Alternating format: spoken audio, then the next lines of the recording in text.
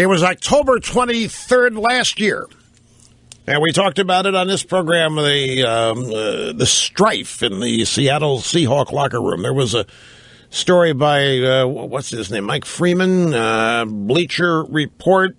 This is one of the many leftist sports writers that spread lies about me, by the way, during that ill-fated Rams business, that supposedly I missed slavery and that I thought slavery was good and the economy has never been the same since. And this is totally fabricated, made-up quotes by a bunch of silly left, and they just ran these things as though they were legitimate, never called, never checked it out.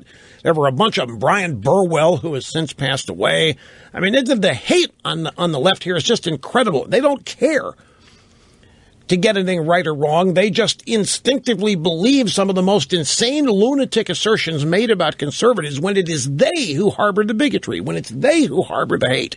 Anyway, this Mike Freeman guy wrote that he had sources inside the Seattle locker room that Russell Wilson is out there doing all this PR, doing all these PSAs and all this charity work and getting all this great puff piece media, all the while he's sold out. He's too close to management.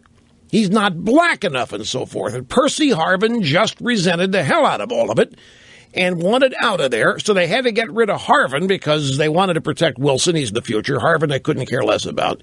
They said Harvin was going to blow up. Harvin was close to Marshawn Lynch, so they get Harvin out of there. So these guys in the leftist media remember that, I'm sure, and somebody in the Seattle locker room tells them, yeah, you know why Lynch didn't get the ball? Yeah, Seattle doesn't want that kind of black guy being the star of the game. They don't want him being the MVP. They want their clean-cut, wholesome black guy, who they originally thought was biracial to explain his less-than-dark status. Leftist reporters believe this. It is absolutely said. They're the ones that pollute our culture with these kinds of theories. They're the ones that pollute our culture reporting this kind of drivel. And then they drive on by, they create this mess, they drive on by down to the next event, and they start blowing it up, too. Hence the name drive-bys. And they're everywhere. They're in sports, they're in news.